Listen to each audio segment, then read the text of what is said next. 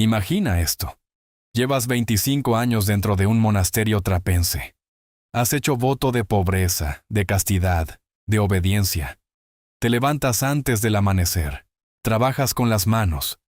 Comes en silencio. Duermes poco. Has renunciado a tener esposa, hijos, dinero, prestigio social.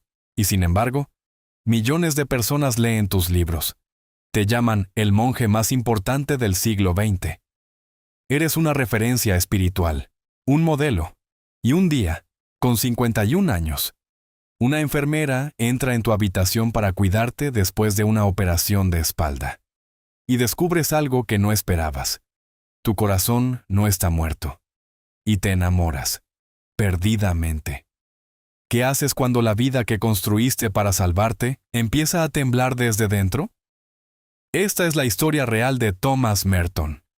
Y para entender cómo un hombre que lo había dejado todo pudo llegar a ese instante, tenemos que retroceder.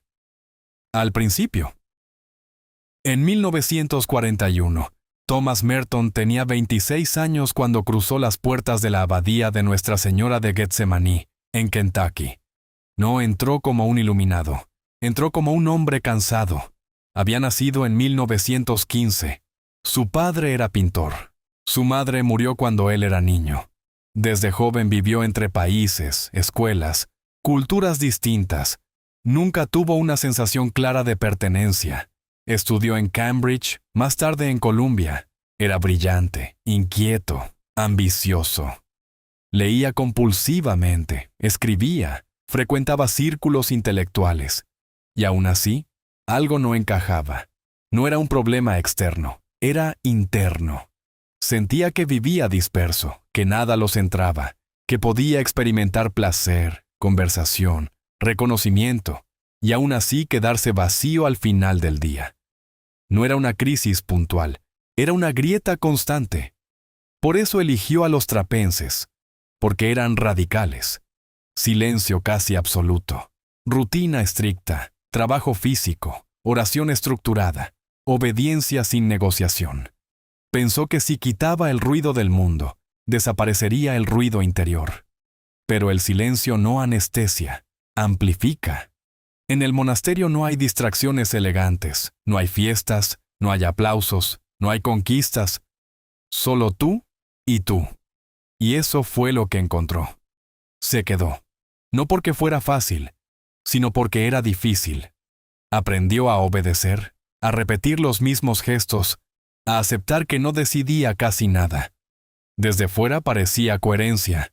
Desde dentro era una guerra silenciosa. A mediados de los años 40, su abad le pidió que escribiera su historia. No una teología sofisticada, sino su vida. El joven perdido. La búsqueda, la conversión, la entrada al monasterio. Merton dudó. Parte de él había entrado para dejar todo eso atrás. Pero empezó a escribir, y al hacerlo, comprendió algo inquietante. Nada estaba tan muerto como pensaba.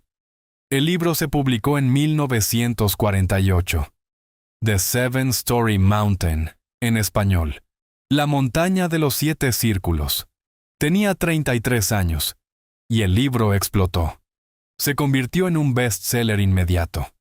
No porque la gente soñara con hacerse monje, sino porque reconocía algo en esas páginas, esa sensación de tenerlo todo y no tener nada. La posguerra estaba llena de reconstrucción material, pero espiritualmente mucha gente estaba desorientada. Merton puso palabras a esa desorientación, y ocurrió la paradoja perfecta. Había huido del mundo para desaparecer, y el mundo lo convirtió en símbolo. Llegaron miles de cartas, lectores que lo veían como guía, periodistas, intelectuales, admiradores. Merton ya no era un monje anónimo, era una figura pública. Y ahí comenzó el conflicto más sutil, porque mientras otros lo idealizaban, él empezó a notar algo incómodo. Su ego no había muerto, había mutado. Ya no era el joven que quería escribir la gran novela, era el monje admirado, el referente espiritual, el que había renunciado. Y esa identidad podía ser igual de peligrosa. En sus diarios empezó a escribir con una crudeza sorprendente.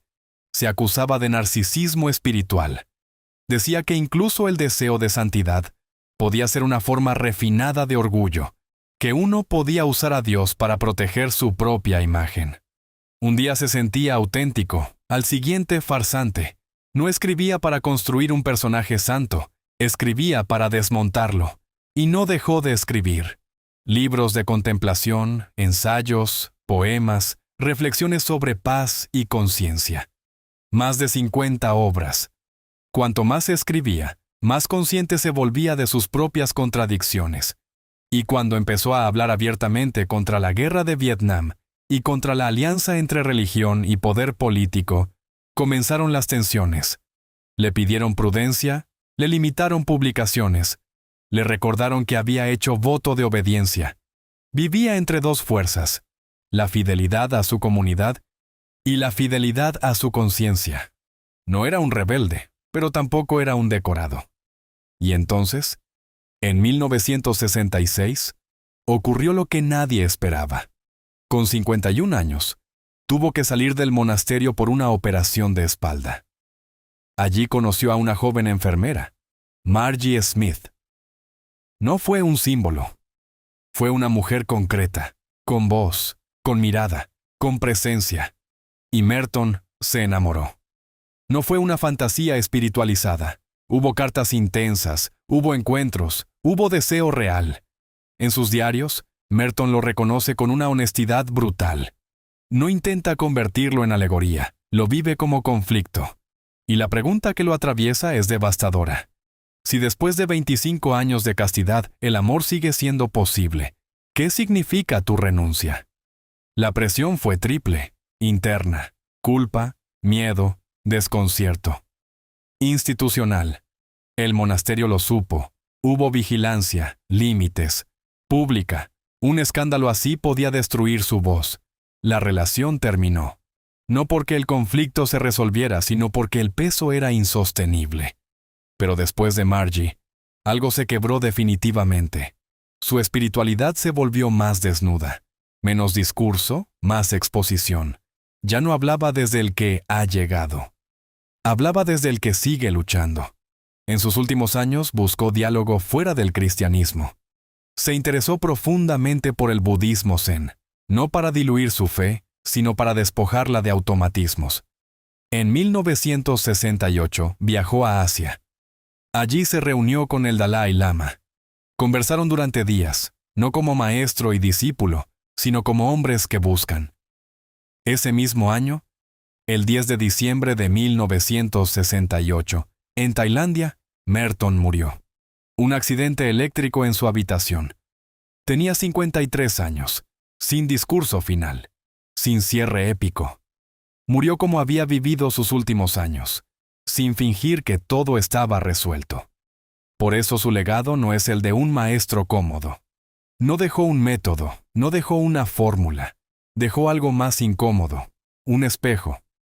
Sus escritos no te dicen qué pensar, te obligan a preguntarte por qué necesitas pensar así. ¿Por qué buscas certezas? ¿Por qué quieres sentirte en el lado correcto?